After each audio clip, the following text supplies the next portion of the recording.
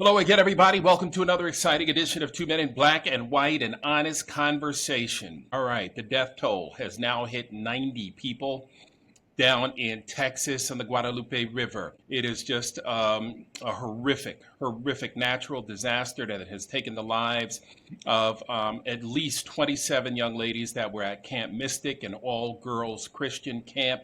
And as a matter of fact, they lost the director who lost his life trying to save some of the young ladies during the rising flood waters that rose some 25 feet in less than 30 minutes. So just horrific. Everyone is looking around trying to point a finger, and finger pointing does no good at this time. I'm joined now by my partner in crime, Brock Ganeles, from the lovely confines of the Hudson River Valley, just north of New York City. The city's so nice they named it twice. Brock, you know what? There's no one to blame here. Trumpy Dumpty and his minions looking around, trying to point a finger here, there, everywhere. Bottom line is we are much better with qualified weather personnel, fully staffed, especially in light of their position on climate. They don't believe in it. They don't believe in science. And now it's cost, these families an unfathomable toll. Like, I can't imagine what these families are going through. I saw an interview with a guy today on YouTube, and he said he looked outside and he was floating up and down in his house and just jumped out and held on to a crepe myrtle tree until somebody could come rescue them. He said it was like he was on a boat and he was in his home.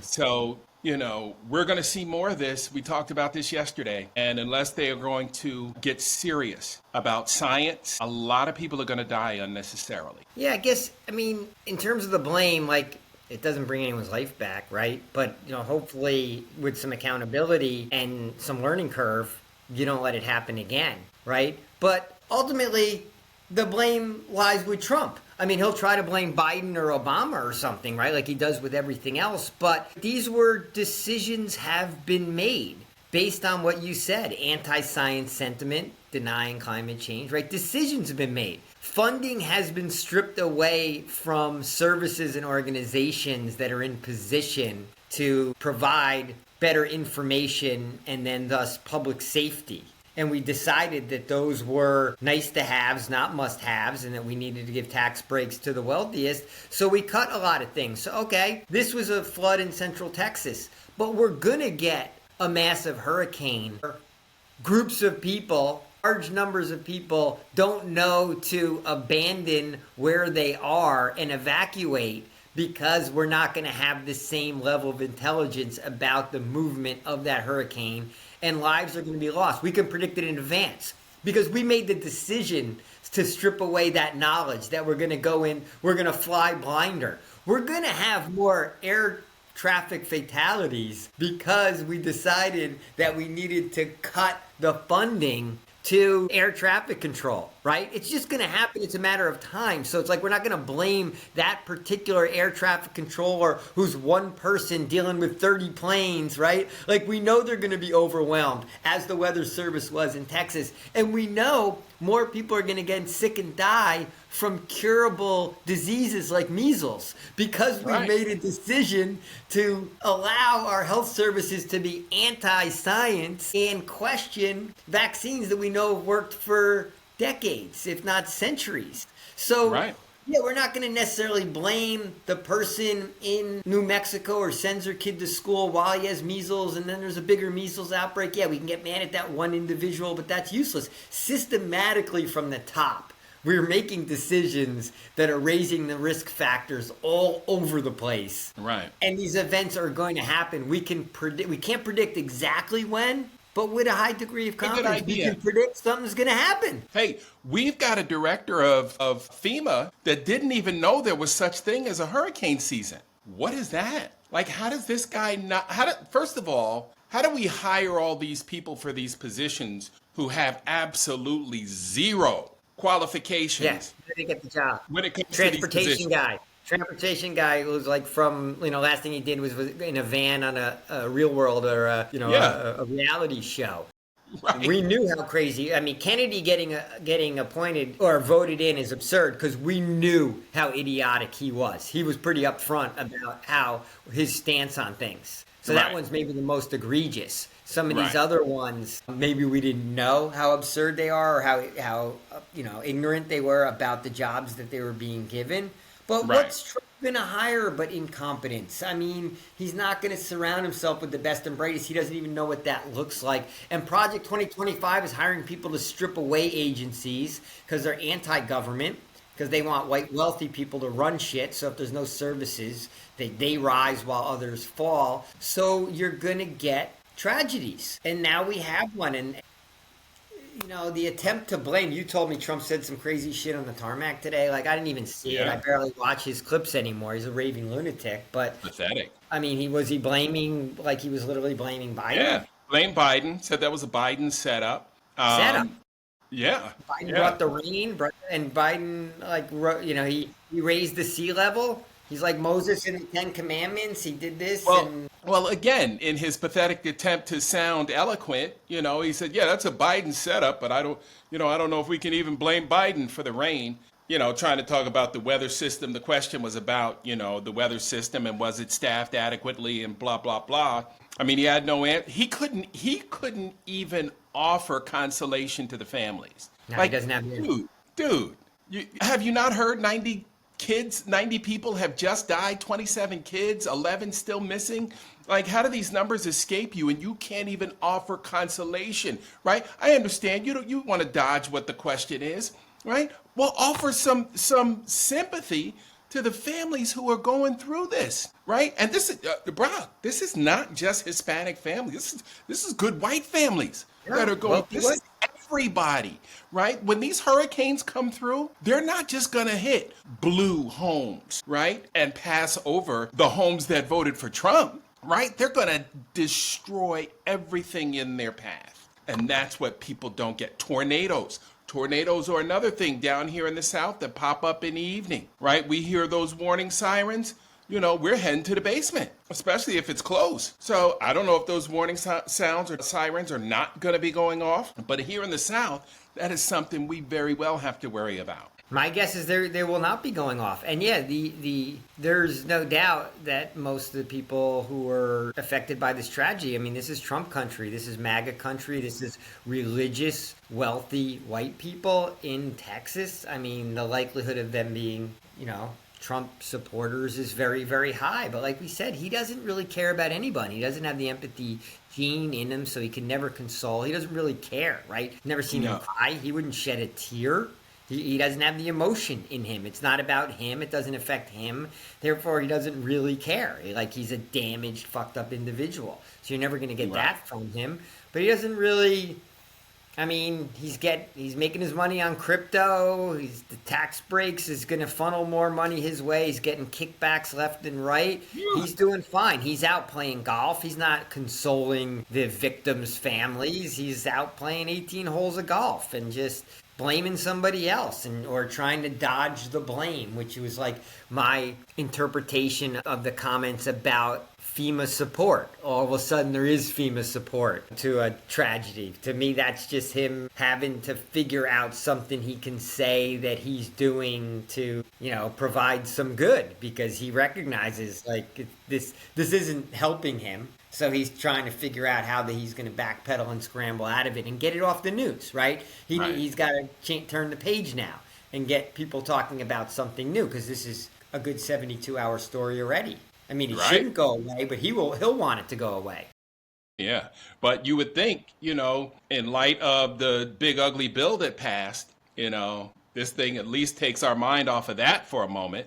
But this is no respite, right? This is no comfort to anyone. This just reminds us of what they've been doing so far, right? And we still have 3.5 more years of this shit. We can't survive this. We can't survive Trump 2.0 with all the things that they are. We already talked about the American citizen's lifespan getting shorter. Like, Brock, we're closer to the end than the beginning. Like, I'm concerned, bro. But are any of these white people who are, families of, adjacent to these families? I mean, this is mostly white people that died. And I mean, if they have any honest moment with themselves, they're going to have a self-realization that, this was this was a fluke, but an outgrowth of, in essence, policy decisions that have been made over time that they've Right. helped support and maintain. Like, are they going to come to the conclusion of like, wow, MAGA, right? Mm-hmm. Trump 2.0, Project 2025, MAGA white supremacy is killing us too. Right. Like Right. we're at risk now too. Like we're less safe now. Like there's nowhere to be safe because of the decision making, because we've stripped back so much government, because we were so worried about the deep state that we had to get rid of these bureaucracies and all this bullshit fraud and this and that, and strip away person by person, department by department, things that me and you thought were pretty important to have and worth our tax dollars, they've decided aren't. And now, Trump treats white people like America's treated black people, right? So now white people Well, are at risk anywhere they and go also. flash floods and storms, hurricanes, they don't stop and frisk. They don't differentiate, right? When they come with the thunder and that's it. And so I just found that article from June 3rd on Reuters, and it says staff of the FEMA were left baffled on Monday when the head of U.S. Disaster Agency said he had not been aware the country has a hurricane season, according to four sources familiar with the situation. It's David Richardson is the guy. I couldn't think of his name. But I mean, when this guy says that out loud, right? It's amazing. Not even Obviously yeah, obviously he has no plan on addressing, this upcoming season. And don't we already have a storm, a It just named started. storm? No, we have flooding in North Carolina. Pretty Yeah, severe flooding. I mean, not at the Texas level, but once again, pretty damn severe flooding in North Carolina. So a lot of homes getting destroyed, lives getting upended. I don't know if there is still a FEMA that's going to go to North Carolina, or is that just a Texas thing because it's in the headlines, or right, are the people of North Carolina just on their own? And does the state of North Carolina have money laying around to actually help out the victims of this flood? States really right, have this reserve sitting around? No, right. they're people No, either screwed. Those states will go bankrupt. States are lucky if they're not in the red. So the money's not there. It's what the federal government is for. It's why we're the United States of America, not just 50 states running around. Like we came sure. together as a union, and in theory, right, we have a social contract amongst citizens, and part of what we're going to do is help each other out in times of need. Isn't that the whole Right. point? Like it's security and like that camaraderie of the whole point of being a nation. Otherwise, shouldn't we just be 50 independent states if that's what's the Yeah. point of a federal government? Well, the federal government is now in a time of greed, right? So the people at the very top are there to enrich themselves. They're not there to provide any help in a time of need. It's all about the greed. It's all about what can we get out of this? What can we do for ourselves, right? What can Brown do for us? I mean, this is not about helping Americans have better lives. If it was, we would have seen a different kind of response to COVID. Remember how well President Trump handled COVID, right? Are we going to have the same situation here with weather? Is he going to be suggesting that we inject some of these storms with bleach? Like, what in the world Now is he's going to be his response? Because he's yeah. astute now. Like he doesn't have the ability to learn about anything or to be able to discern what's going on out here. 4 years ago, he questioned whether they could send a nuclear bomb at the hurricanes to break them up. That was one of the plans he lobbed out there before he got the Sharpie to like have decide his own potential path. Right. Scientists say this, but then he had the Sharpie on top of it just to prove it Right. might touch Alabama. But now we don't have the scientists anymore. It's just him with the Sharpie Right. deciding where the hurricane might go. That's the intelligence we're working with as these storms build up in the warmer seas and become, more potent than ever. So maybe this breaks through to white America, to complacent white America, that they're also not safe sending their kids to camp or anywhere in their home, outside the home, In school. because they have supported this Steve Bannon-ish stripping away of bureaucracy and made bureaucracy into this big negative that was stealing from everyone versus more it being a collective services that work for and protect us all. And it's part of what we, binds us together is these services that we would pay for and may never benefit us. And hopefully they don't benefit us, right? Hopefully we're never the person that has to stand in line for a FEMA check, right? I'd rather pay taxes for it my whole life than actually be a recipient. Right. But that's part of the contract we made amongst each other. But that this government, that Trump and MAGA have broken. They've just broken it. They've decided that doesn't bind us together and we don't need any of this shit. Just like Musk decided we didn't need to feed hungry children in Africa. Like, we don't need to do that anymore. Americans, we don't care. Why would our money go for that?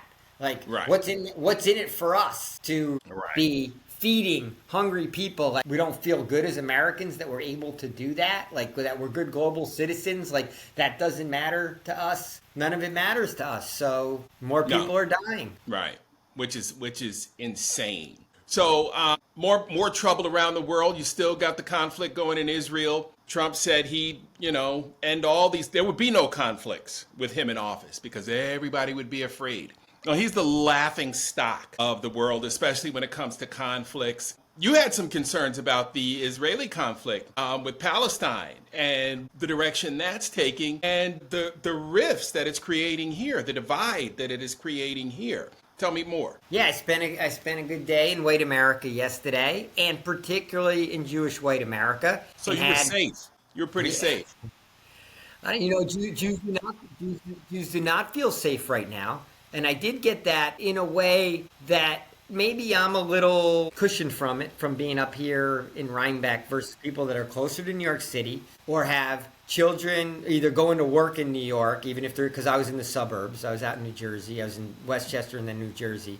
So I wasn't in the city. Or have kids that now live in the city, even though they live outside the city. If they're Jewish, there's definitely a palpable fear. There is a sense that anti-Semitism has definitively risen and that the threat is real. And then there have been enough incidents, certainly that firebombing in Colorado was, a horrific one that, kind of riled up the Jewish community. And I really kind of got to understand more why Mondami is considered such a threat to the Jewish community. The sense isn't that he's going to do something, but that he's just going to not crack down on the rampant anti-Semitism because he's somewhat of a sympathizer on that front. But beneath that hood in discussions, I did sort of discover what I thought was a little bit more surprising of a rift portion of the Jewish community and the black community.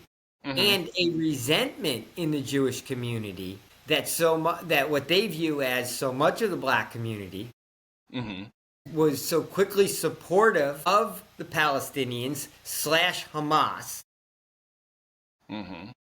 in being in an anti-Israel, anti-Jewish sentiment instead of sympathizing with the Jews who had the terrorist attack perpetrated on them.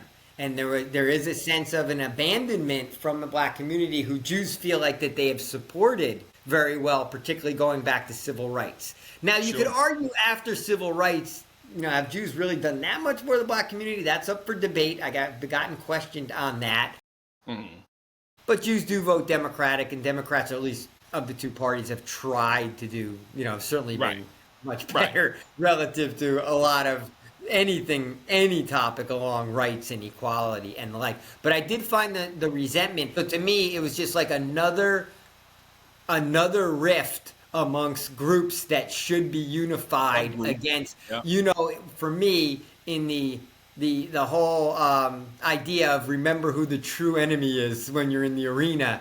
And the true enemy is MAGA, that is trying to literally turn the United States into an Christo-fascist authoritarian regime. All should be Jews and blacks need to be allies now. But there are some Jews that don't feel that kinship. They feel abandoned in the way that black people feel like Latinos haven't been out there for them. There's a cadre of the Jewish community that feels like black people have not had their back relative to what went on in the Israeli-Palestinian conflict, and they feel a palpable threat particularly those that are in and around New York City. Right. And you know, it's difficult for me because I like to look at things in black and white, not literally but figuratively, especially a historical conflict like this. So in my estimation and from my limited understanding, because I don't know very many people who can explain the conflict to you, right? That makes sense in a way that makes sense. But we look at the history of, Black America and its alignment with the Palestinian cause. You look at it through the lens of oppression and kind of a colonialism and the way that, Black America has related to the Palestinian cause. I cannot support Hamas, right? I can't support anyone who's hiding weapons under a children's hospital and hiding from military fire behind innocent men, women, and children, right? Running through tunnels, right, with hostages and taking people's lives, right, to further their own cause. I can't support that, right? And war is ugly anyway, right? This is basically, we're calling it a conflict, but it's a war, right? With what we've got going on, it's ugly. There are stories of rape and, just wartime atrocities. But I don't think Black America is supporting Hamas. And if they are, I'd like to know why. Right? How do you support a terrorist organization? Right? I understand Palestinian rights and their need for their own country, their own cause, but I don't understand supporting Hamas against Israel. I mean, it just doesn't make sense to me. But now you go back to the civil rights movement, SNCC, the Student Nonviolent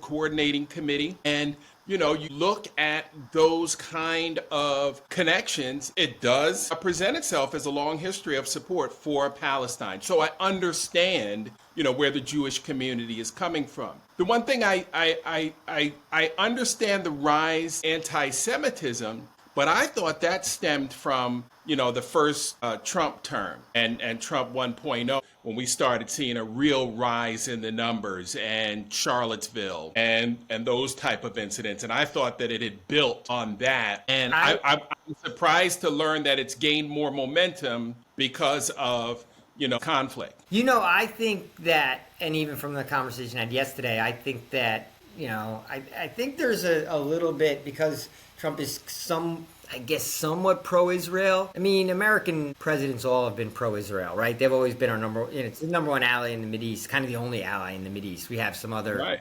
relationships, but not real allies, like Jordan. There's other countries we've gotten on good terms with, but hard to call them true allies in the way that Israel is the true ally. Having said that, I kind of blame Trump more. I think this is just my personal opinion, that Jews in America have a little bit of a blind eye to Trump's anti-Semitism and have focused more on the other anti-Semitism that has percolated up, from the Rashida Tlaibs and the sense that there's some voices that were very anti-Israel, and then you get that differentiation of, is there a differentiation between being anti-Netanyahu and or anti the Israeli people or Israel and or anti-American Jews. Right. And most people don't differentiate between the three and just sweep them all together. I think Netanyahu has hurt the cause of both the Israeli people and Jews in America in the way that I feel like Trump's hurt the cause of the American people. You're going to get blamed as a people when your leader, is acting in a way, really self-interest versus the collective interest of the country and doing idiotic shit and violent shit. And I would argue at some point unnecessary, you just you can't fight your way out of any conflict. You certainly can't fight, I guess World War II maybe, but you can't fight, you're not going to fight your way out of any Israel-Gaza conflict. So, I mean, this is probably for a different podcast because we're not expert on this topic, but I want to look at it through the lens of whether or not here in the U.S. we're getting unity amongst the groups that need to be arm in arm in order to fight off of fascism. So when I hear that there is that, rifts and cracks in what should be a natural allyship between blacks and Jews in America, I was disappointed to hear it because Yeah. yeah, I didn't think it read. Maybe I was just, was out of step with where a lot of people's thinking was because I'm not as close to it. And like, yeah, people are protesting on college campuses and this and that, and that's going on forever. And like, that's not like, Right. I don't view that as necessarily, hugely impactful. I mean, young Right. people, they're not as generally as educated on every aspect of every topic. No one really is on Israel, Middle Yeah. East topics. They're too Yeah. complicated. I don't even Right. know. I don't know the history. They're very So complicated. in the end, I'm just disappointed in it, and I'm just, I'll go back to my mantra, which is like, there's a bigger issue here, and Yes. like we're losing our country, and we need to be united in terms of saving our democracy. Because if American democracy goes away, it's not going to be good for Israel either. It's not going to be good for Jews around the world, nor is it going to be good for black people. Black. It's not going to No. be good really for fucking anybody. Anybody. It's Right. bad for the global society. We have to Right. focus on that fight here. We need the unity. It was disappointing to hear. So if I'm reporting from the front lines of Jewish white America, I heard a lot yesterday, and Yeah.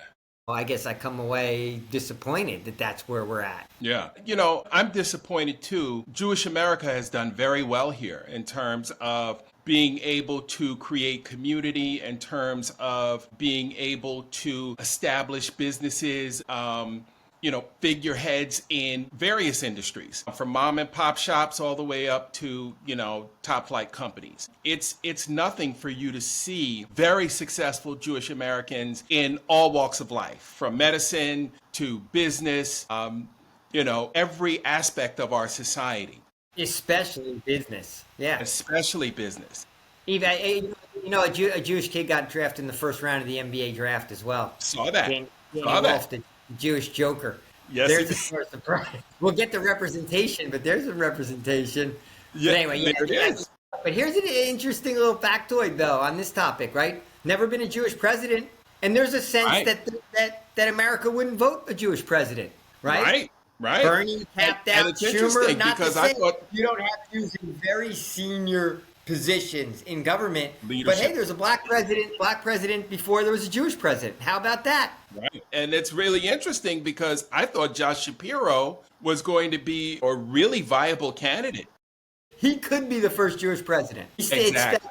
It's still an open-ended. I think he wasn't Right. made the candidate because of the Israel-Gaza conflict, and that putting a Right. Jewish vice president in there would have made that the top topic and the only Right. thing Kamala could talk about, and she Right. never would have been able to get the other messages out. to And I think promote her Shapiro platform. got hurt by that issue Right. because I think he was the more Right. natural choice otherwise.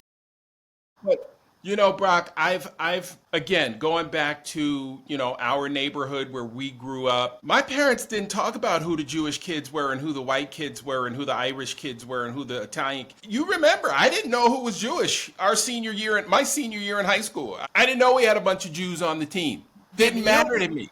We had a really small Jewish community. Like, we only had like 12 or 15 Jewish kids in like my class, like, which would have been Really? like 5%. Like, there were basically the same amount of blacks as Jews. Yeah. Wow. Okay. It was a low number. Yeah. Yeah. And so, if you had asked me that, I couldn't even give you a figure.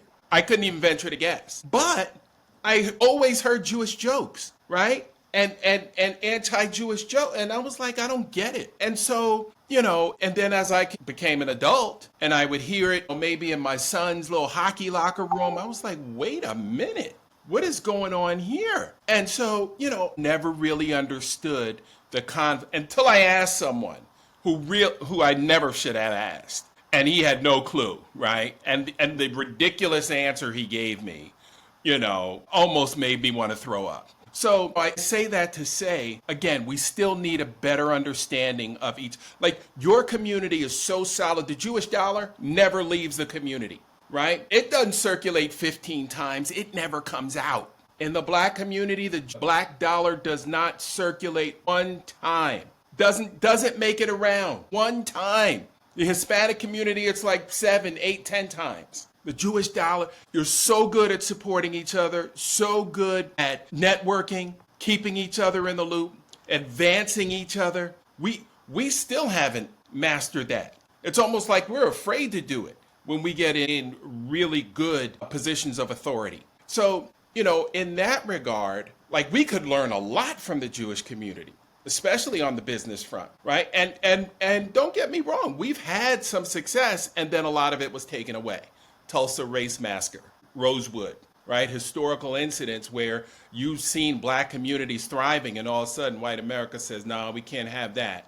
You're not going to be your own autonomous entity. We brought you here to suffer, right? And so they took everything. And so, again, understanding is the key. Educating yourself is the key. And until we can get past these rifts and, our side eyes with each other's community, black folks are looking at Latinos crazy. Jews are looking at black folks, right? We're all side-eyeing each other and not learning more about each other so we can connect. And now is the time, right? Like, there's nothing more like a common enemy.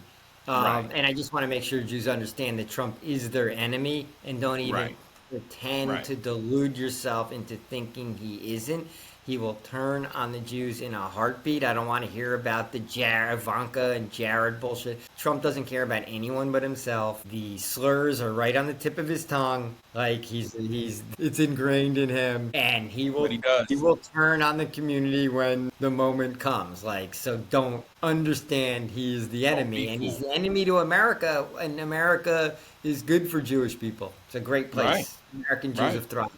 So we want Right. America to go be semblance of what it was. And I hate that the Jewish community doesn't feel safe, but I get it with all the anti-Semitism, and black America doesn't feel safe for a different reason, a whole set of different reasons. I get it. And I'm going to go to the city this week, and I'll feel less safe. And I've had employees Jewish who didn't want to leave the house, go on the tours during certain times and work with the business because they were worried to be outside in different, like when the real protests were going on in New York, is particularly.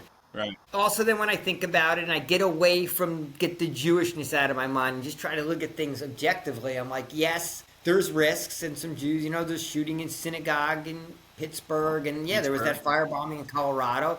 But like, black kids have been getting killed by the police. And the difference is that the police are actually the society-sanctioned employees put into the job to protect everybody, and yet they're the ones that are the threat. Like, that's just a worse scenario than worrying that someone's going to do like a terrorist act on you, because a terrorist act could happen on anyone, and even if you're a target, it still doesn't get to that level of when your own state is actually against you. Not bad actors, but supposedly the good actors, right? Right. Supposedly the best of us, the people that are serving all of us. So that's kind of what I also come back with when we just, have to rank the levels of threat. And, when people are in fear, they don't necessarily think this way anyway, right? You're in fight or flight mode. But like that, I would think maybe Jews, as they feel more of this fear, also will get a little more empathetic to the fear than that Latinos are feeling right now as they're getting carted away. Like, I don't know any Latino family. Latino person can feel comfortable in any moment because there's no discretion and no due process. Like, there's so many, quote, mistakes being made of people just being yanked away. And then you see it, right? I saw another video, a 13-year-old kid left on the side of the street while the person he's with yanked away. So what? Now that 13-year-old, you're an adult right now. You're on your fucking own. You're on your own. Figure it out. Get yourself home, get in your house. They went yesterday. Right? Get yourself a job because you're on your own now. You got a mortgage to pay, right? Yeah. They were in bucket yesterday. Latinos getting carted away because that is Gestapo-like, right? Jews should be sympathetic with that. Would blacks in a constant fear because at any moment, even those that are supposed to protect them, many of them are sort of out to get them. And we should unify on the empathy of the collective concerns versus letting that be a wedge. We can't afford to have the wedge. I mean, we just can't afford to have it, because as long as we have the wedge and we're not out there arm in arm in huge numbers, Project 2025 marches along. Yep, brick by brick, pulling it all down. All right, my friend, great chat. Enjoyed it. Let's crank it up and do it again tomorrow. All right, Mark, always a pleasure. Always a pleasure, my friend. Talk to you tomorrow. All right. Sounds good. Peace.